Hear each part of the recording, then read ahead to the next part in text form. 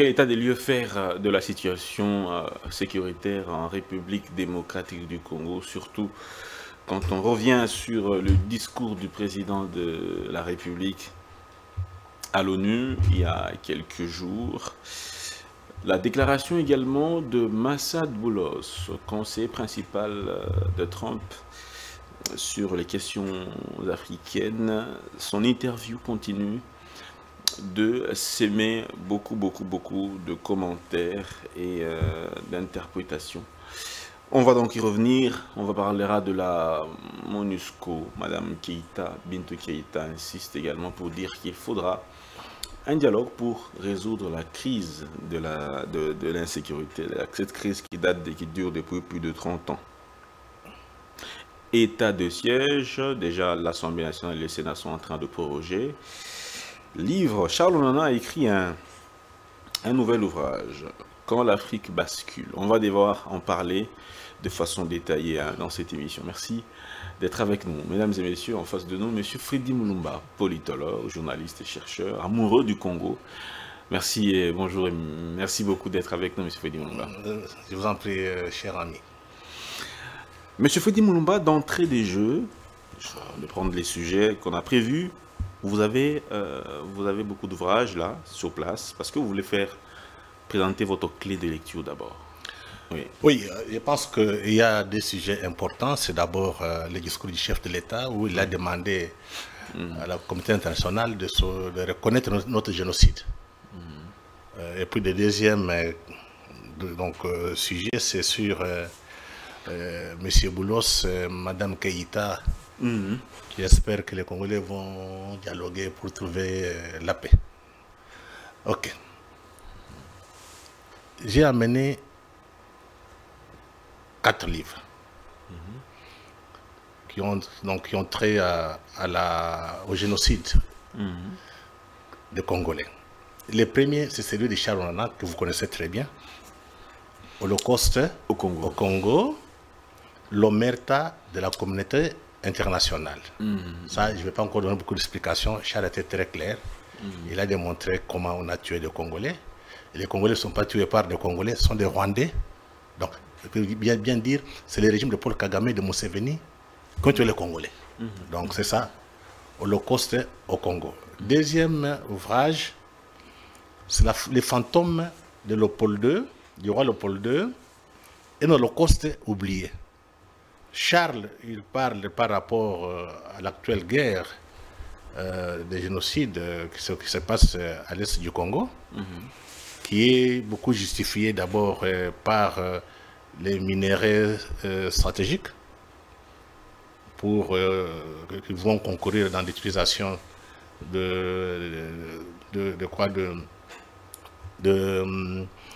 qui sera à cause de la révolution numérique et la transition énergétique, et ça a causé 10 millions de morts. Un génocide qui est lié à la guerre de Rwanda et la guerre de l'Ouganda contre le Congo, soutenue par les multinationales. Ici, il s'agit d'une révolution numérique couplée d'une transition énergétique. Conséquence du deuxième génocide. Ici, Adam Hochschild, qui est américain, il a publié cet ouvrage, Un holocauste oublié. Ça, c'est par rapport à un génocide qui a été perpétré par Léopold II et ses entreprises, qui ont eu aussi plus de 10 millions de morts parce qu'on avait besoin de caoutchouc pour faire les roues qui étaient tellement demandées sur le plan international, donc sur le marché mondial. La révolution automobile. À cause de la révolution automobile. Ici, c'est la révolution numérique couplée de la transition énergétique. Avec Hochschild, c'est la révolution industrielle avec l'automobile en tête. Troisième, c'est celui de Claude Maluma, qui est un Congolais bien connu.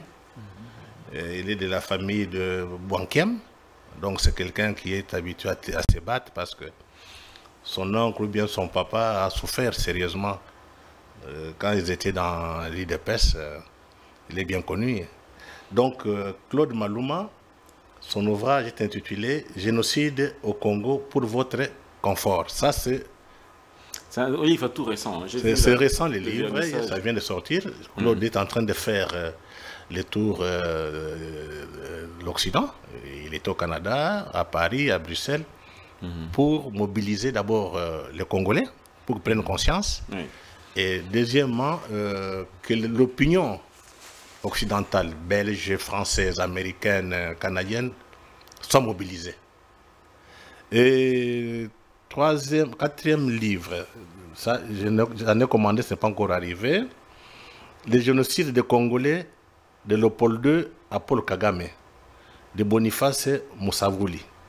Je pense que quand j'en aurai, quand je vais lire, on pourrait toutefois discuter encore parce que je pense que le président vient de lancer un débat sur les génocides avec son discours aux Nations Unies. Il y a encore un autre Congolais qui a publié un livre, il est général. Général Laurent Moutata Loaba. Il est actuellement à l'auditorat militaire. Le général a passé beaucoup de temps à l'est du Congo. Il était aussi de Kivu. Il en a vu de toutes les couleurs. Mais c'est quoi l'intitulé de son ouvrage? Le titre, c'est Traité des crimes internationaux. Ça, c'est 3e édition. 3e édition. Et dans des crimes internationaux. Il y a tout un grand chapitre qui traite du génocide. Le chapitre est intitulé « Les génocides ». Donc, on n'a pas allé chercher encore des gens à l'extérieur du pays. Nous avons des praticiens, mais aussi théoriciens. Donc, le général Moutata, là-bas, qui est connu dans les milieux intellectuels parce que beaucoup de juristes, donc c'est des étudiants en droit, utilisent beaucoup plus son ouvrage. Donc, comme le président a lancé les débats, voilà les livres qui peuvent nous permettre de lire d'abord, d'avoir des arguments pour soutenir le discours du chef sur le génocide. Parce qu'il faut qu'il y ait un soubassement scientifique. Généralement, les gens parlent, mais combien ont écrit? C'est là où ça devient aussi intéressant de voir que, tu vois par exemple les Rwandais, et ils étaient malins, ils ont publié beaucoup d'ouvrages, il y a eu des enquêtes, les médias en ont parlé. C'est comme ça qu'on a imposé les génocides rwandais sur le plan international. Mais curieusement, chez nous, on parle, il n'y a pas de livre. Donc c'est comme si c'est une diversion.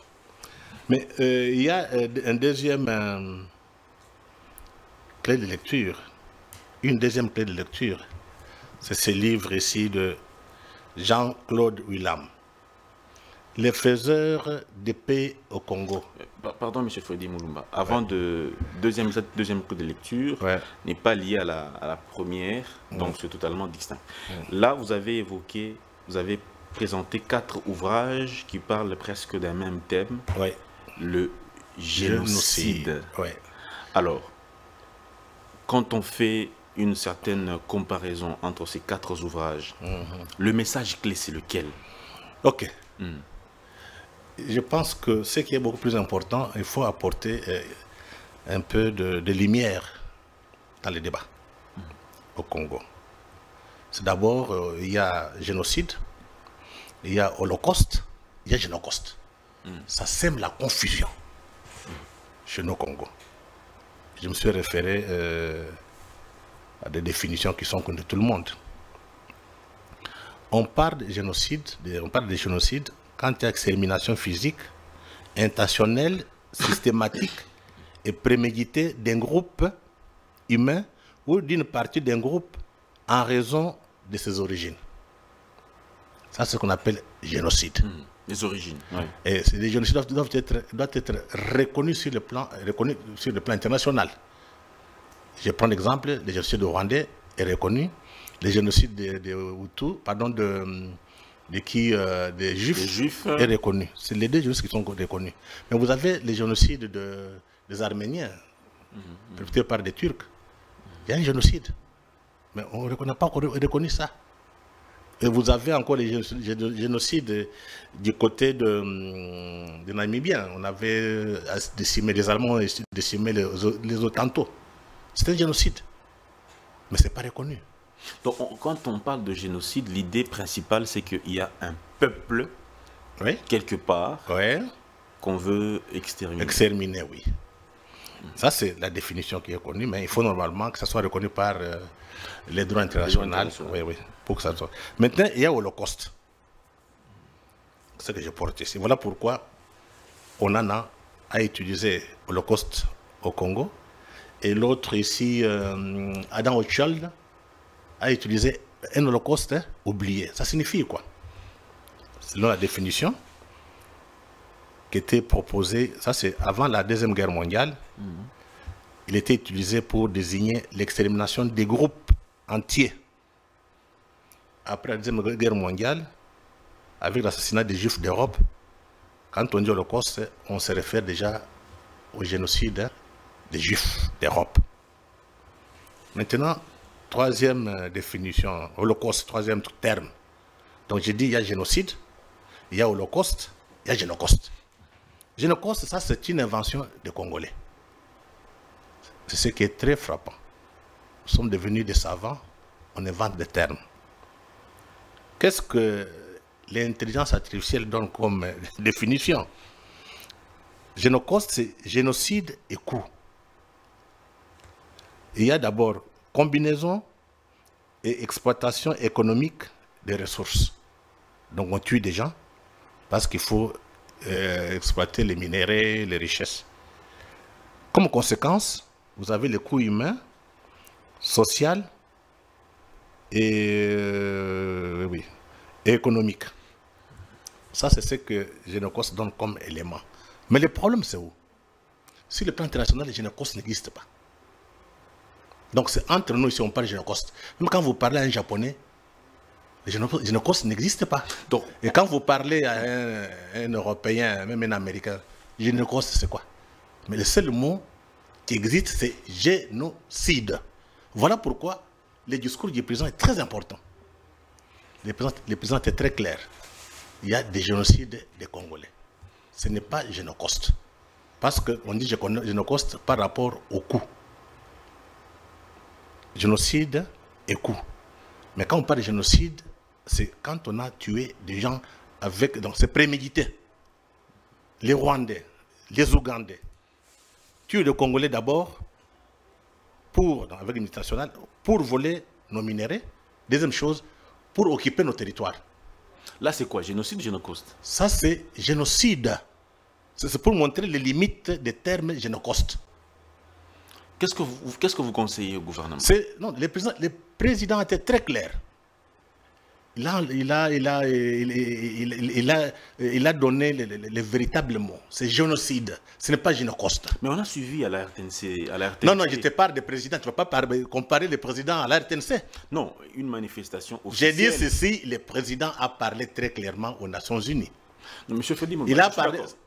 Il a enlevé l'ambiguïté. Je suis d'accord. Nous avons suivi le 2 août passé, il y a une activité qui a été célébrée non loin du Palais du Peuple là. On a même... on a mis Génocauste. Mémorial du Génocauste. On a mentionné là Mémorial du Génocauste. C'est une activité officielle à laquelle a pris le chef de l'État, les membres du gouvernement, les ONG, les droits de l'homme, tous étaient sur place. Exact, oui. Ils ont déposé la gerbe de fleurs, symboliquement pour tous ces morts-là. Alors, vous voulez dire que on devra en principe oublier ce terme-là de Génocauste? Non, il faut être très clair. C'est le génocide qui est connu, non le Génocauste. Le Génocauste brouille, crée la confusion dans la tête des gens. Voilà, le président vient d'apporter un éclaircissement très clair encore, en parlant des génocides. Dans le discours du président, aucun mot sur Génocauste. Donc, il a corrigé. Ici, nous parlons en termes scientifiques, on ne parle pas au hasard. Non, il n'y a pas de politique ici. C'est la science. Le terme Génocauste n'existe pas. Le président vient de corriger, c'est génocide.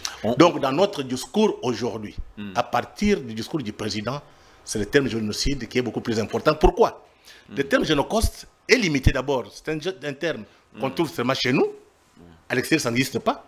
Et deuxième chose, c'est limité par rapport... Parce qu'ici, on parle de coûts. C'est lié au pillage ou bien aux tueries qui sont des conséquences des pillages des richesses. Mais quand on déplace, on tue les Congolais à l'Est. On déplace les populations pour prendre leurs terres. Vous avez encore parlé de coûts économiques? Ça ne tient pas debout. C'est le génocide de tous les Congolais. Mais je dis qu'on ne tue pas, ce ne sont pas les Congolais qui tuent les autres. C'est le régime de Kagame et de Museveni qui tuent les Congolais. Donc il faut définir les choses très clairement. Donc voilà pourquoi moi je demande que ce débat soit à l'université. Ceux qui pensent inventer des mots là. À l'université, qu'on voit des hommes de sciences face à face, des philosophes, des gens qui maîtrisent la langue française, qu'on fasse un débat. Mais M. Fedi Moulumba, nous sommes 100 millions de Congolais. Donc, quand on dit génocide, quelque part, vous avez dit là, c'est extermination. Oui, des peuples. Donc, la volonté du monde ou de ceux qui sont... Non, la volonté du Rwanda et de l'Ouganda, c'est exterminer le Congolais. Donc, ça fait 10 millions de morts. Donc, tous les 100 millions sont dans la volonté des Rwandais de nous tuer tous. Mais on a tué... on ne peut pas tout tuer. On a tué 10 millions. Pourquoi on a tué les Congolais? Pour prendre les matières premières. Ça, c'est limite nationale. 2, pour prendre nos terres. C'est comme ça qu'on tue les Congolais. Voilà pourquoi on tue les Congolais. C'est un génocide. Voilà pourquoi le président a demandé que les débats soient maintenant publics et puis mondial. Il a réclamé qu'on reconnaisse notre génocide. Ce sont des Congolais qui sont morts, ce ne sont pas des Rwandais qui sont morts, ce ne sont pas des Ougandais. Ce sont des peuples congolais qu'on a tués pour les piller et prendre leurs terres. Voilà pourquoi le mot génocide tient debout. Et voilà pourquoi il faut que les débats soient à l'université. Ce n'est pas un débat de politiciens. Ça n'est pas forcément lié à une ethnie. Je te dis ceci. Dans le cas du Congo, on a tué le Congolais. Vu que nous sommes un pays qui a beaucoup d'ethnies. Il n'y a pas question d'ethnie ici. Oui. Je te prends l'exemple. Tu veux parler d'ethnie. Oui. Tu sais que les Nandais sont tués chaque jour par les Ougandais et les Rwandais. Tu le sais. Une ethnie maintenant. Tu veux parler qu'il n'y a pas une ethnie. Tu sais qu'on a tué des Hutus par Kagame et Museveni. C'est une ethnie, non? Pourquoi faire un débat inutile? 10 millions de morts, c'est plus de 800 000 Rwandais qu'on avait tués. Quand on a fait tuer les Rwandais, on ne disait pas que c'est le génocide de Tutsis. C'est Kagame qui voulait donner un caractère Tutsi. Non, on a tué 800 000 Rwandais. Par qui? Ils disent non, c'est Abiyarimana. Mais maintenant, avec le temps, on dit non, c'est Kagame qui a tué ses propres frères. C'est un génocide. Mais qui est responsable? On a posé la question. Et puis j'ai entendu ces petits ministres rwandais qui voulaient contester. Est-ce qu'au Rwanda, il y a des intellectuels là-bas? Ces petits ministres-là. Ils peuvent se comparer aux Congolais? Ils ont les Congolais qui corrompent là, qui manipulent. Des Congolais de qualité. Ils peuvent parler avec les petits ministres rwandais qui font du bruit là. On a tout perdu. Hein. Ok. On passe au deuxième, à la deuxième clé de lecture. Oui. D'ailleurs, oui, c'est les faiseurs de paix au Congo, gestion d'une crise internationale dans un État sous tutelle. C'est Jean-Claude Willam, c'est un politologue belge qui connaît très bien la région. D'ailleurs, il a fait sa thèse, c'est pas en Amérique, à une université américaine, sur le Congo. Il connaît très bien la situation. Et ça a été publié en 2007. Donc, ça parle de la question quand Joseph Kabila est arrivé au pouvoir. Donc ça part donc, depuis l'arrivée de l'AFDEL jusqu'en 2007. Cet ouvrage résume bien la situation que nous connaissons maintenant. Excusez-moi. Réflexion, j'avais pris note. Ok. Dans les faiseurs de paix au Congo, il y a certaines ressemblances avec la situation que nous connaissons maintenant. Jean-Claude Willam a commencé par analyser l'accord de Lusaka. L'accord de Lusaka, c'est un accord qui a été signé entre Mzee Kabila, l'État congolais, le Rwanda, l'Ouganda et tous les rebelles. Et qu'est-ce qui relève comme piège? Il y a un piège important qu'on retrouve dans l'actuel accord de paix entre RDC et Rwanda. Dans l'accord de paix signé à Washington? Même chose. Il y a un piège. Il y a un piège. Ici, au niveau de l'accord de Lusaka, c'était création d'un comité militaire conjoint composé des représentants des troupes des pays belligérants chargés de superviser la mise en œuvre de l'accord. Aujourd'hui, on trouve les mêmes pièges. Les Rwandais occupent le Congo. Expliquez un peu en quoi cela constitue un piège. Expliquez d'abord ce qui est les pièges, le point qui est le point. C'est que j'explique les pièges maintenant, c'est quoi? Oui. Les Rwandais occupaient quand on a fait la guerre de l'AFDEL, et puis le 2 août, il y a eu la guerre du RCD, c'était le Rwanda et l'Ouganda. Ils avaient occupé les territoires, ils ne voulaient pas reconnaître. Le 2 août. Le 2 août 98. Ils ne voulaient pas les reconnaître. Il y a eu des négociations entre Mosé Kabila et les Rwandais et les Ougandais à Lusaka. Et dans cet accord, qu'est-ce qu'on a dit pour mettre fin à la crise? On a demandé au Congo, un gouvernement congolais, de mettre ensemble un comité militaire conjoint composé des représentants de troupes des pays belligérants, donc l'Ouganda, le Rwanda et la RDC, chargé de superviser la mise en œuvre de l'accord de Lusaka. C'est en quelle année? 98. En 1991, pardon, 1999. 99, je pense, accord de 1999. Ces pièges, on les retrouve aujourd'hui. Si vous lisez l'accord... Mais en quoi c'est un piège? Expliquez. Est-ce normal, même si on est tous idiots, quelqu'un est venu, vous a fait la guerre, il occupe les territoires. On vous dit que pour résoudre la question, vous allez prendre les mêmes personnes qui vous occupent, vous vous mettez ensemble pour mettre en œuvre l'accord. C'est idiot. On devrait demander à ces gens de quitter d'abord le territoire. On les avait demandé, ils ne sont jamais partis.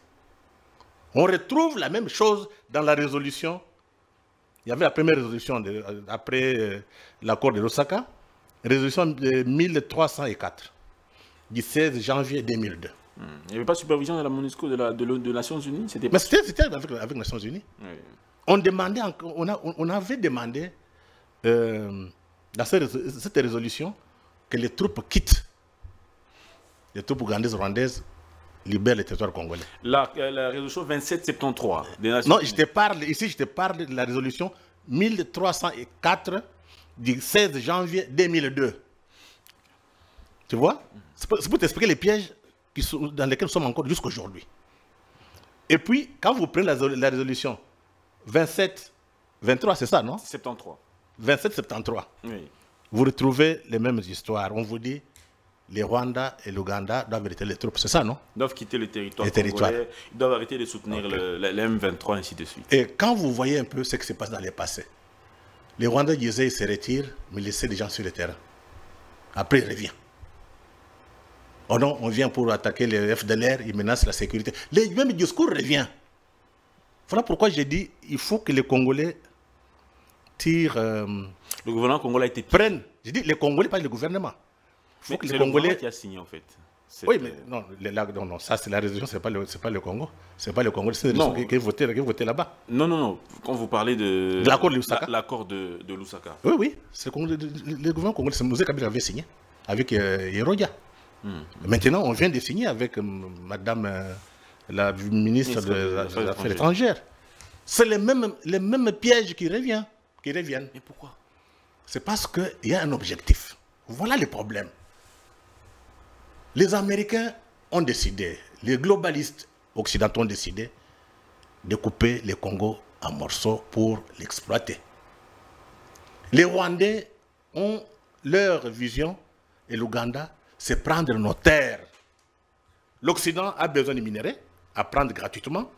Le Rwanda a besoin de terres pour s'installer et chasser les Congolais. Donc, les problèmes restent les mêmes. Donc, s'il n'y a pas un rapport de force, on ne s'en sortira jamais. Les gens doivent comprendre. Il n'y a que la guerre qui va contraindre Kagame Museveni de quitter nos territoires. Mais Bintou Keïta, Bintou Keïta, excusez que je puisse allez-y. En parler déjà ouais. En amont. Ouais. Elle s'est exprimée aussi aux Nations Unies. Ouais. Elle dit que dans le conflit actuel en RDC, il n'y a que le dialogue qui peut permettre le retour à la paix par la voie militaire. Comment vous réagissez par rapport à ça? Oui, Bintou nous prend pour des idiots. C'est parce que notre élite n'est pas capable de faire appel à l'histoire. Je prends un cas d'exemple. L'Angola. L'ONU était dedans pendant un temps. Les Angolais ont chassé. Dès qu'on a chassé l'ONU, on a intéressé Savimbi. L'ONU n'est plus neutre. Il n'y a que des Congolais qui sont naïfs. Comment ça, M. Fodi Moumba? Kofi Annan, en 2000, quand il est devenu secrétaire général des Nations Unies, il a introduit les multinationales comme des partenaires des Nations Unies. Kofi Annan. Donc actuellement, ce n'est pas l'ONU des peuples, c'est l'ONU des multinationales qui font beaucoup de pression sur les conseils de sécurité pour orienter la décision. Qu'on ne soit pas naïf.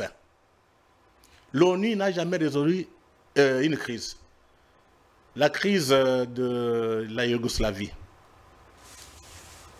On a résolu comment? C'est quand la Yougoslavie a implosé. Qui était à la base? Nations Unies. La crise de quel pays ici? Du Soudan. Comment on a résolu la question? C'est quand on a coupé le Soudan du Nord et du Sud, on a créé des États. Ils veulent même créer un troisième État au niveau de Darfour. Qu'on ne soit pas naïf. Les Congolais doivent savoir, nous sommes dans une guerre de libération. Laisse-moi terminer. Oui, allez-y. Mouzé vous avait dit, avant de mourir, la guerre sera longue et populaire. C'est quand les peuples congolais vont prendre leur destin en main, s'organiser pour se battre, que les multinationales, l'Occident, avec les Rwandais et l'Ouganda, qui veulent nous faire encore des esclaves, vont quitter notre territoire. Mais tant qu'on pense qu'il faut aller négocier, il faut des dialogues, on en a fait, ça fait combien de temps? 30 ans. Ça n'a pas résolu la crise. Monsieur Fodi Moumba. Donc, nous risquons de tomber dans les mêmes pièges. Là où il y a des élites lucides, c'est dire non. Nous ne sommes pas d'accord, nous voulons être indépendants et libres. Personne ne peut nous imposer leur point de vue.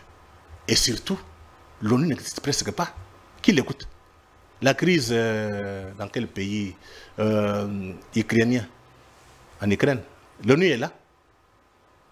La crise, je pense, au Cameroun, avec la zone anglophone. C'est là où on voit la qualité de l'élite. Là où on voit des élites conscientes, des élites qui méritent les pays. Qu'est-ce qui s'est passé? Au Cameroun, il y a une crise entre anglophones et francophones. Les Camerounais francophones et anglophones se sont déplacés, ils ne sont pas partis ailleurs. Hein. Tous, vous arrivez à Douala, à Yaoundé.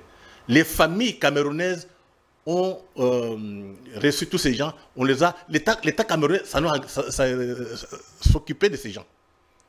Quand les Nations Unies voulaient venir, les Camerounais ont refusé. Ils ont dit, pas question, c'est une crise interne, nous réglons entre nous, Camerounais. Quand il y a eu le conflit entre Paul Biya et Kanto, le conflit sur donc quand il y a eu comment on appelle ici, l'élection présidentielle, les Camerounais ont fait partout le moyen pour régler les problèmes entre eux. Tu n'as pas vu les Camerounais aller à l'extérieur chercher les Français, les Anglais. Mais quand on vit au Congo, c'est là où j'ai dit que nous avons une élite étourdie, une élite inconsciente, une élite, comment dirais-je, qui est aliénée, qui estime que les étrangers peuvent venir nous sauver. C'est une culture d'esclaves. Là où l'ONU est passée, je vais donner des exemples. La solution, c'est quoi? On fait disparaître les pays. Balkanisation. Donc, c'est ce qui risque de nous avoir, de nous arriver. Donc, on ne peut pas faire confiance à toutes ces résolutions. Je t'ai dit que la confiance, on doit la faire à nous-mêmes. Les résolutions 27, j'ai dit que tout ça, c'est des mascarades. Je t'ai dit que c'est du mascarade. Il n'y a rien. Je vais quand même vous lire un petit paragraphe de la philosophie de l'histoire de Hegel. Qu'est-ce qu'il écrit? S'il est excellent de tirer les leçons de l'histoire, l'histoire ne se répète cependant jamais parfaitement. Elle est cruelle à ceux qui ne peuvent faire le tri entre ceux qui, dans le présent, est le même que ceux qui furent autrefois et ceux qui s'en distinguent de manière essentielle. C'est ça la philosophie de l'histoire. Tirons les leçons de l'histoire. Malheureusement, l'histoire est mal connue. Ceux qui se disent historiens sont complices. Voilà pourquoi nous tournons en rond. Et si on ne fait pas attention, on va couper le Congo en morceaux. On va nous faire des esclaves. C'est encore pire que la colonisation. Parce qu'on ne comprend pas ici. Et quand je vois les débats, oh non, allons faire, il faut le dialogue. Quel dialogue? Il faut la guerre, c'est la guerre qui libère. Boulos, ce n'est pas un Congolais, Boulos c'est un commerçant. Bintou Keïta est contrôlé par les multinationales. Il ne faut jamais oublier. Mais Boulos, M. Fodé Moumba, vous étiez... permettez qu'on revienne un peu dans le passé. Exactement. On a fait beaucoup d'émissions ici avec vous. Ouais. Vous avez dit que Trump, dès que Trump sera élu, exact, ouais, la guerre dans l'Est va finir. Exact. Mais ça va faire bientôt une année que Trump est au pouvoir. Exact. Pourquoi la guerre persiste? La guerre persiste parce que il faut... c'est là que moi je parle de les leçons de l'histoire. Quand la guerre a commencé, qui a financé? Qui sont les acteurs? Les plus importants, c'était Bill Clinton, l'administration Bill Clinton, avec des hommes d'affaires d'Arkansas, qui ont décidé de mettre la main sur le Congo. Et le problème, c'est contrôler le Congo contre la Chine. De l'autre côté, les Rwandais, les Kagame qui étaient en Ouganda, avaient besoin de terres. Ils voulaient retourner chez eux. Donc, on les a trouvés. Donc, comment dirais-je, les Américains ont recruté Kagame avec Museveni pour leur confier une mission. C'est mettre la main sur le Congo. Mais avant de mettre la main sur le Congo, il faut chasser le pouvoir Hutu à Kigali. Ce qui a été fait. Mais ce qui a compliqué la donne, parce qu'on demandait à ce qu'on négocie entre le pouvoir de Tutsi, négocier avec le pouvoir Hutu. Les autres ont refusé. Voilà pourquoi on a abattu l'avion d'Abiyarimana pour capoter les négociations d'Arusha. S'il y avait succès, les négociations d'Arusha, il n'y aurait pas de génocide. Donc il fallait avoir les génocides pour justifier l'agression rwandaise au Congo en disant on est en train de pourchasser le génocidaire. Je pense que Charles Nana démontre avec preuve, avec documents à l'appui. Mais comment ça a été monté après le génocide d'aller jusqu'à Kinshasa. Mais en quoi cela concerne l'arrivée de Trump au pouvoir? Parce que vous avez dit, je reviens sur ma question, ouais, vous aviez dit plusieurs fois ici qu'une fois Trump au pouvoir, l'espoir, beaucoup de personnes qui vous suivent, qui croient en vous, ils se sont dit, là c'est M. Fodé Moumba, c'est quelqu'un qui est suffisamment informé, il ne le dit pas par hasard. Mais aujourd'hui, une année après, il n'y a toujours pas de paix. Qu'est-ce qui s'est passé? Le problème, c'est que nous aimons la facilité. Il faut comprendre cette crise, ça a duré pendant 30 ans. Vous pensez que ceux qui ont investi à Kigali vont accepter facilement. Vous vous rappelez, le président Tshisekedi vient de ravir à peu près 600 titres miniers. Qui détenait ces titres miniers? Obasanjo. Tous les présidents africains avaient des carrés miniers. Ici. Voilà pourquoi les présidents africains ne pouvaient pas parler du Congo. Tous. Au Katanga, dans des mines. Le président a pris, donc le Congo a récupéré ses titres miniers. Maintenant, les autres ne peuvent pas se laisser, ils ne vont pas laisser rester les bras croisés. C'est ça l'affrontement maintenant. Ils n'acceptent pas. Que faire? Et c'est là où, quand vous partez en Amérique, c'est la politique étrangère, vous avez la politique qui est gérée par la Maison Blanche. Ça, c'est Trump. Tu vois, quand Trump parle, c'est très clair. Il dit, je dois mettre fin à la guerre.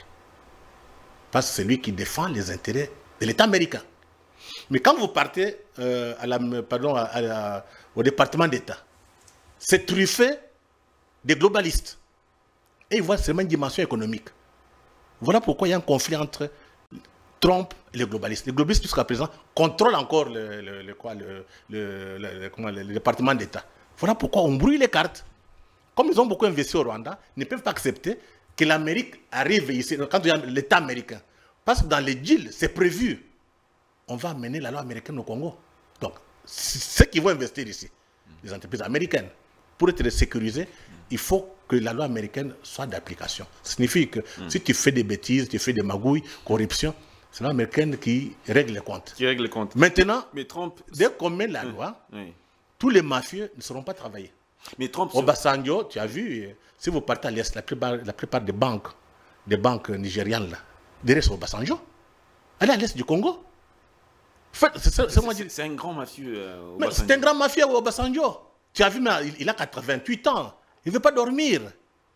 Donc, dès que le président Tshisekedi a dit, on revoit tout. Il a fait l'Afrique du Sud, vous avez vu, Tabombé qui s'est réveillé, Ruto, tout le monde s'énerve parce qu'on vient de récupérer tous les contrats qui étaient signés, tous les titres miniers qui étaient donnés presque gratuitement au chef d'État. Mais Trump africain. Trump s'est vanté devant la tribune des Nations Unies que j'ai mis fin à la guerre de RDC-Rwanda. Est-ce qu'il a raison? J'ai dit qu'il a raison, parce que, tu sais, si tu étais Trump, on prendrait déjà Kinshasa. Parce que les gens ne comprennent pas. Donc, si Trump n'avait pas... J'ai dit que si Trump n'était pas là, donc Kagame avec Museveni, avec Nanga, c'est déjà Kinshasa.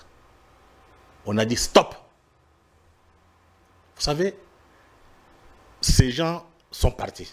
Donc, les globalistes qui étaient avec Biden sont partis. Ils ont laissé les réseaux.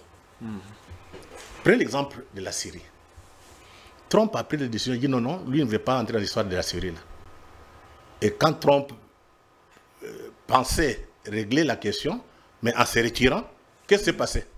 On a fait un coup d'État en Syrie, on a pris un djihadiste, on l'a mis à la tête. Qui était à la base? Les globalistes. Donc il y a un affrontement entre Trump et les globalistes. Les globalistes qui ne veulent pas perdre leurs intérêts. Et là, ça devient maintenant très important de voir l'histoire. Ils sont très puissants. Ils sont puissants. Ils ont des milliards. Parfois plus puissants que même les chefs d'État. Mais je dis qu'ils sont très puissants. Celui qui fait la guerre, ce n'est pas Kagame. C'est eux. C'est eux maintenant qui financent les mercenaires. Ce n'est pas l'armée rwandaise. L'armée rwandaise ne peut pas tenir devant les Congolais. Pardon, l'armée congolaise. Nous sommes nombreux. La France a vendu des missiles, tout ça, à qui? À Kagame. Mais aussi, de mercenaires sont engagés, ce ne sont pas des Rwandais. Ce sont des mercenaires engagés par les multinationales pour nous ravir notre pays. Donc la guerre n'est pas contre les Rwandais. La guerre est contre les multinationales occidentales qui veulent encore nous faire des esclaves. Il faut qu'on change vite notre lecture des choses. Monsieur Fodi Moulma, parlons de cette affaire d'agression. Vous avez dit que le Rwanda et l'Ouganda sont dans ces complots-là pour pouvoir mettre, disons, en œuvre le plan des multinationales, des globalistes. Ouais. Il y a, on va dire, le discours de Boulos. Boulos dit que c'était le conflit en RDC, c'est un conflit interne. Oui, mon frère. C'est pas une agression. Tu sais, c'est un conflit. C'est ce que j'ai dit que notre élite est très faible sur le plan intellectuel. Boulos a parlé.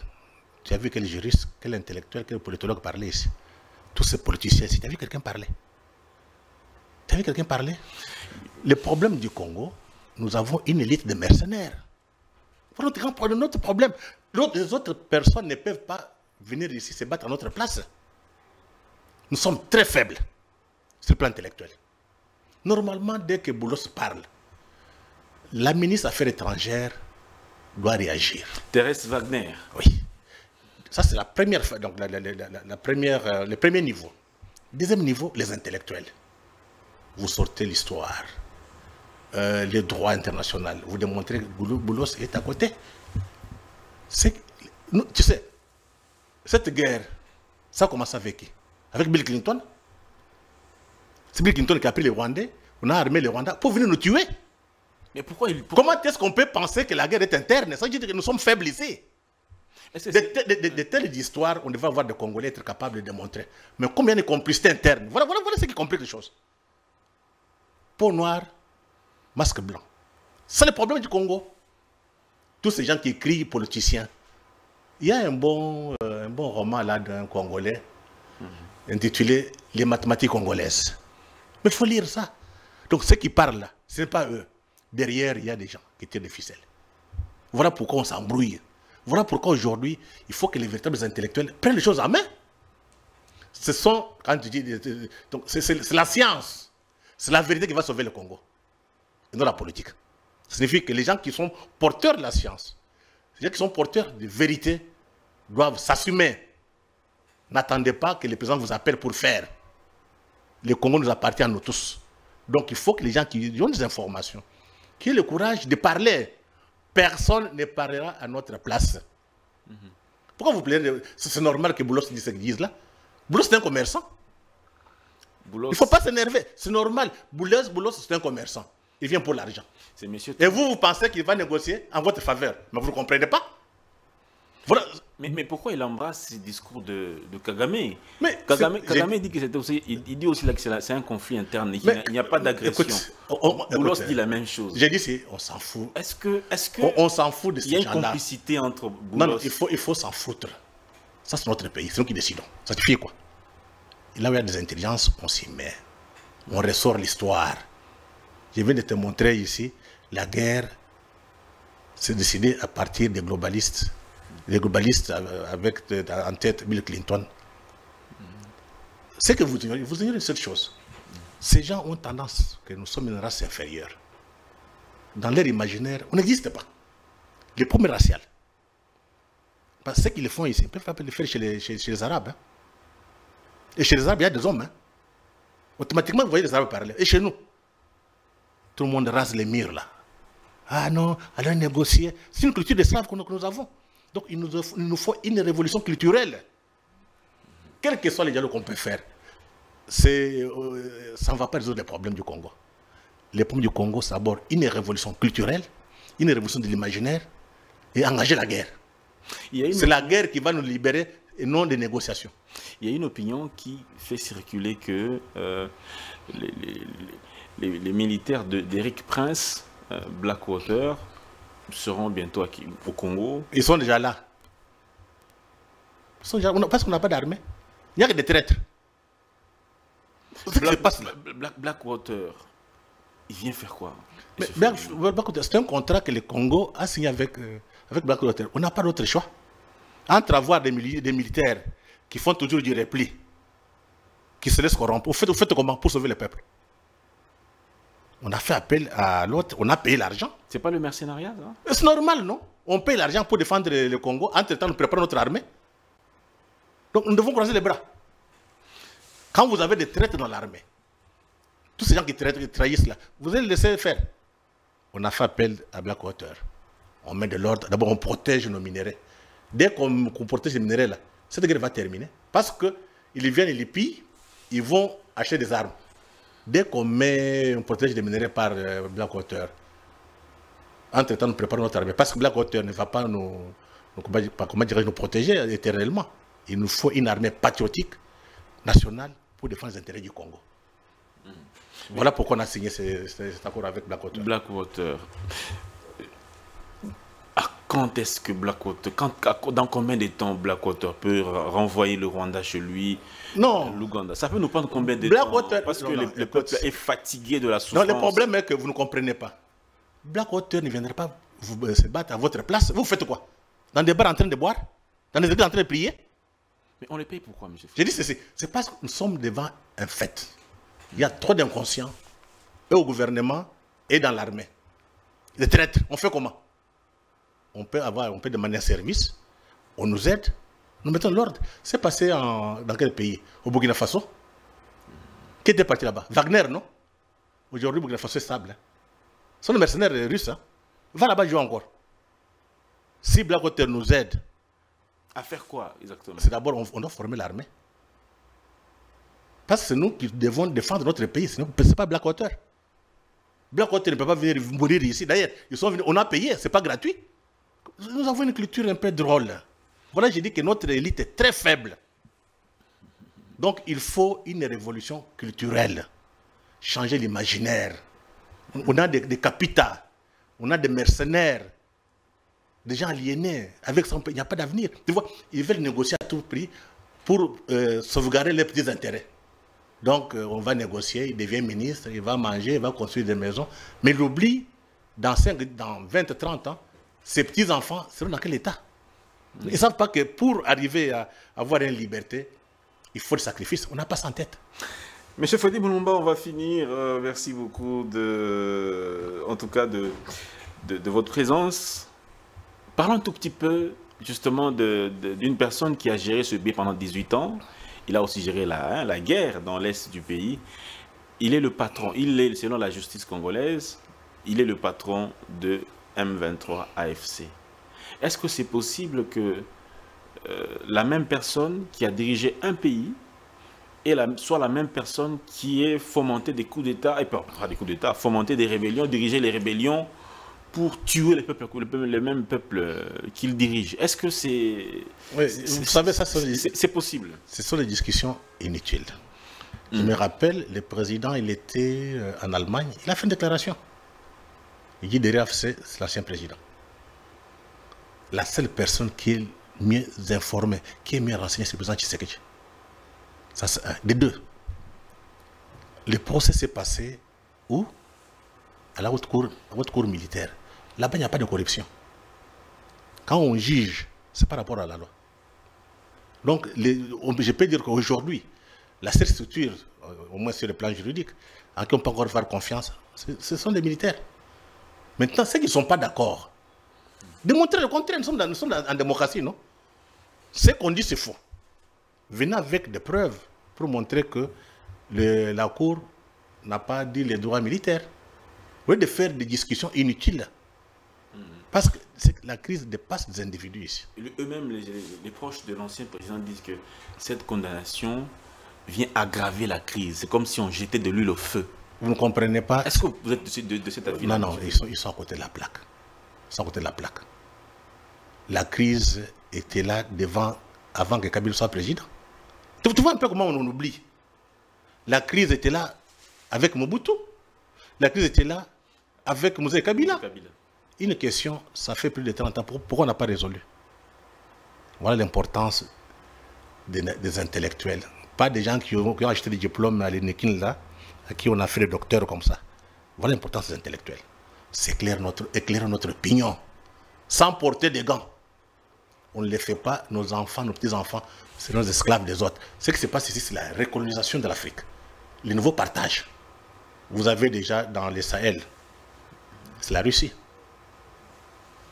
Ici, chez nous, vous avez la Chine, l'Occident. Ils s'affrontent. Et si vous ne comprenez pas, si vous ne savez pas faire une bonne lecture géopolitique, vous êtes perdant. Donc, au lieu de tomber dans des querelles un peu de bas étage, ici, tel a fait, tel a dit, c'est savoir pourquoi cette crise perdure. Qu'est-ce qu'il faut faire pour nous en sortir? La même classe politique qu'on a ici ne mérite plus et ne comprend pas les enjeux. Si cette classe politique comprenait les enjeux, la première chose à faire, récupérer nos territoires avant de penser dialogue. C'est notre territoire, nous récupérons nos territoires. Maintenant, on peut se mettre ensemble pour discuter. On va s'organiser comment? Non, ils sont pressés. Ils demandent à Kagame, on va faire dialogue avec Kagame, avec Museveni. Il y a un problème. Même les Américains s'étonnent. Mais ça, c'est quelle élite? On vient, on vous tue, on vous pille. Les autres se plaignent de vous. Mais vous n'êtes pas conscient. Les Congolais ne sont pas conscients. Un petit tour sur votre dernier déplacement dans l'espace Katanga, Kolwezi, Lubumbashi, ainsi de suite. Vous avez rencontré monsieur le général Edi Kapend, ouais, qui gère un peu cette zone. Il a déclaré dans l'interview que vous avez faite avec lui que tant que les Katanga ne tombera pas, le Congo vivra. Ça veut dire quoi? Ça veut dire que le Katanga, sans le Katanga, le Congo ne peut pas vivre. Non, parce que ces gens cherchent des minéraux. Ouais. Et vous savez, les Katanga, c'est là où il y a le cobalt et le cuivre. Hein. Donc si tu mets la main sur le cobalt, tu deviens très puissant. Tous ces bandits qui sont avec les globalistes, qui tuent le Congolais à l'Est, ils voulaient faire la même opération au Katanga. Il y a des Katangais qui ne comprennent pas. Ils pensent que quand les Rwandais vont venir on va les garder pour continuer à manger. On va décimer l'élite. Posez la question aux Hutus. Posez la question aux gens de l'Est. On tue qui? Les élites. On commence par tuer les chefs coutumiers, on les remplace. Deuxième chose, ceux qui peuvent contester, ils sont assassinés. Donc ces gens-là ont l'objectif, c'est décimer l'élite congolaise pour avoir le contrôle de nos richesses. Voilà la réalité. Mais il y a certaines élites katangaises qui sont même complices. Ils se trompent de l'histoire. Voilà pourquoi il dit qu'il les connaît bien. Et il y a parlé. Les Katanga ne tomberont jamais. Parce que ce sont les véritables fils du Katanga qui vont les défendre. En commençant par Eddy. Monsieur Freddy Mulumba, merci beaucoup. Merci beaucoup d'être passé encore une fois chez nous. Nous sommes le 3 octobre 2025. Cette émission sera relayée sur tous les réseaux sociaux, plateformes digitales et même les chaînes partenaires. On espère que vous avez vraiment aimé ces numéros d'Entre les lignes. Beaucoup de révélations faites par notre invité du jour. Ce week-end, cette émission sera diffusée en boucle.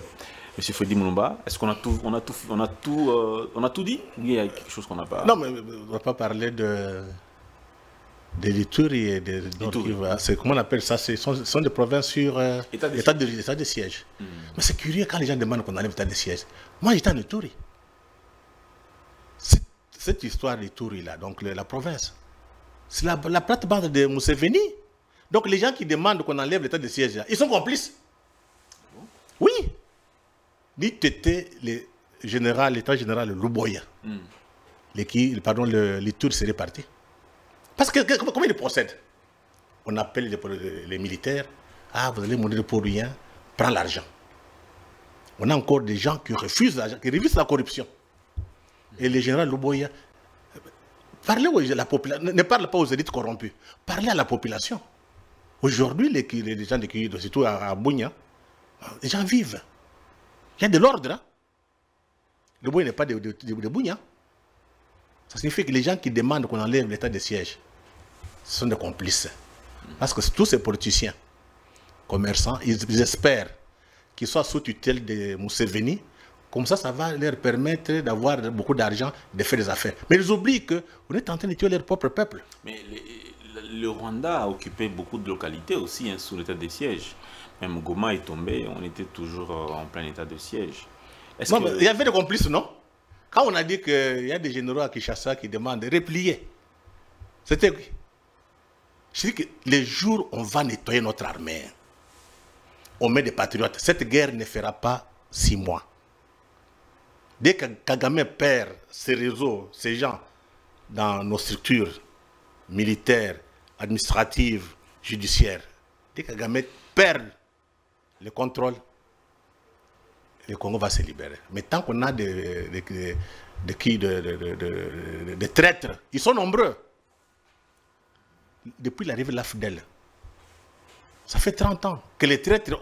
Mais ils ont des racines, ce n'est pas facile. Et puis ils ont recruté nos élites à nous. Des gens très faibles d'esprit, à qui on a donné l'argent. Tu les vois, il a des maisons, mais l'argent vient d'où? Tout ça qui Kigali. Et Kagame comprend.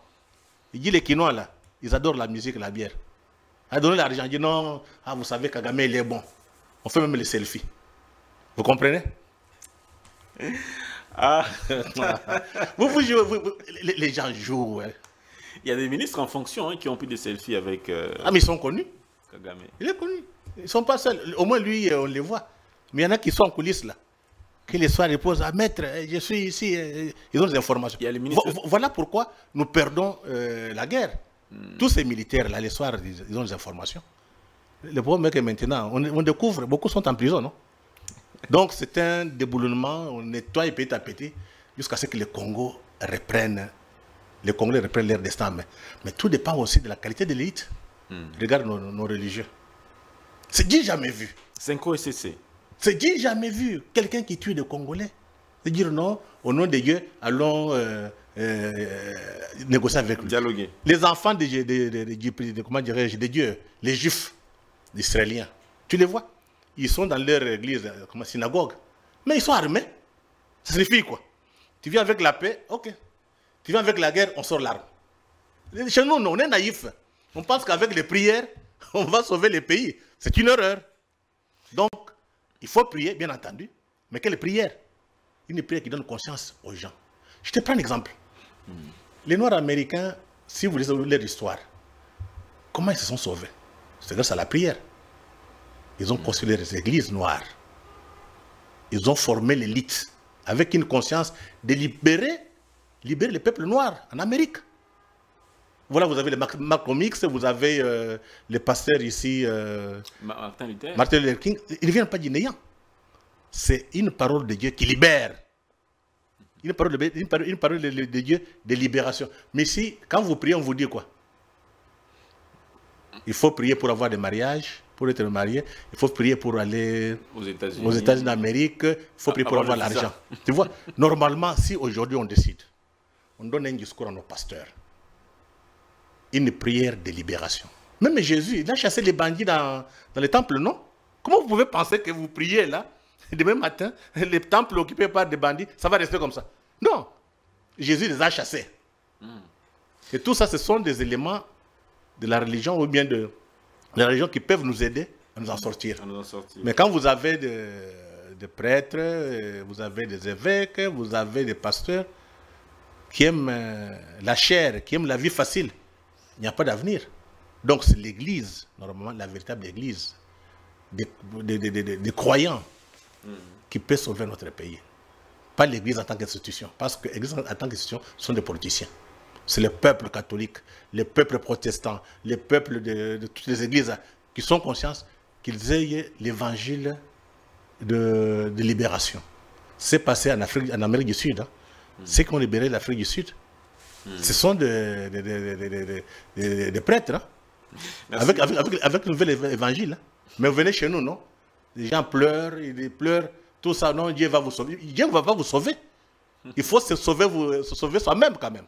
Merci beaucoup, M. Freddy Mulumba, de votre passage ici. Oui, je m'excuse, je voulais quand même parler du nouveau livre de Charles Onana. Enfin, oui. Oui, Charles Onana vient de sortir son dernier livre. Non, un nouveau, parce que ce n'est pas le dernier. Intitulé « Quand l'Afrique bascule ». Pourquoi les Africains rejettent la France et l'Occident? Les vraies raisons du divorce. Charles, quand tu l'écris, il a la base, donc il a les documents, les archives parlent. Ce n'est pas qu'il a entendu, il est parti faire des choses dans les bibliothèques, non. Lui, ses analyses à partir des archives. Et il est difficile de remettre les archives en cause. Parce que quand vous n'êtes pas d'accord, vous allez vérifier si c'est vrai ou pas. Donc, c'est un livre à lire. Charles rend un très bon service à l'Afrique. Il travaille pour l'Afrique. Et pour le Congo, vous connaissez, il est plus congolais que les Congolais eux-mêmes. Il passe tout le temps dans des bars en train de danser. Hein, de boire, comment on appelle ça? Il y a une champagne là. C'est un champagne ou bien une champagne. On appelle Rinard. Hein? Hein, ils sont ivres à tout moment. Et c'est pas bon. Je pense que le moment est arrivé de penser à l'avenir de nos enfants, nos petits-enfants. Parce que ces pays, nous avons une mission. Le Congo, c'est libérer l'Afrique. C'est notre mission. Il faut que l'élite prenne conscience de ça. Tous les pays africains, tous les Africains nous attendent. Dès que le Congo est libéré, c'est toute l'Afrique qui est libérée. Je me rappelle, j'étais à Bafoussam, au Cameroun. J'ai rencontré Eboussi Boulaga avec Kamana. Kamana était encore à Bafoussam, le professeur Kamana, notre philosophe qui est décédé, tous décédés. Eboussi a dit à Kamana, si le Congo s'éveille, l'Afrique va ressusciter. Ça, c'est la parole d'un Camerounais philosophe qui parle. Et quand vous venez à Kinshasa, les gens ne sont pas conscients de ça. Et trop peu lisent les philosophes congolais même. Ils ne savent même pas s'il y a des philosophes dans ces pays. Donc nous devons mériter notre place en Afrique centrale. Donc vous n'êtes pas une élite pour manger et dormir. Vous êtes une élite pour libérer les autres, pour libérer l'Afrique. Et tout le monde, tous les Africains nous attendent. Donc il faudrait que cette conscience soit au niveau de toutes les élites. D'abord, les élites intellectuelles, produire la pensée et l'imposer. Les élites politiques, et non politique doit laisser, et non dans l'histoire. Un intellectuel doit laisser des écrits. Oui. Aujourd'hui, on parle de Mudimbe, c'est pas ce qu'il a écrit. Si on n'avait pas écrit, on ne saurait pas que Mudimbe existait. On parle de Lumumba parce que Lumumba a marqué l'histoire. On n'allait pas parler de Lumumba s'il n'avait pas marqué l'histoire. Donc, ce sont des symboles qu'il faut prendre. Ça signifie qu'il faut construire chez l'élite congolaise, les élites congolaises de grandes ambitions, de grandeur et une volonté de puissance. Ce pays a des besoins des hommes puissants, solides, pour mettre de l'ordre, faire peur à tous ces bandits, tous ces petits voleurs qui viennent tuer notre peuple et libérer l'Afrique. C'est ça notre mission. La mission de l'Afrique, la mission du Congo. Le Congo doit s'éveiller pour éveiller toute l'Afrique. Merci beaucoup, M. Freddy Mulumba, d'avoir été de nôtre ce vendredi 3 octobre 2025. On va donc se quitter là, parce que maintenant toutes les matières ont été abordées. Voilà, on espère que vous avez totalement été heureux de le retrouver. Beaucoup le demandent, hein, quand il ne passe pas. Beaucoup me font des coups de fil pour dire il passe quand? Nous voulons le voir parce que nous aimons bien. Ces analyses sont comme. Ça nous soulage. Vous soulagez beaucoup de gens par vos analyses, M. Freddy Mulumba. Ceux qui m'écrivent, en tout cas. Merci beaucoup, même à ceux qui ne nous suivent pas. Merci aussi à vous tous. Portez-vous bien et au revoir.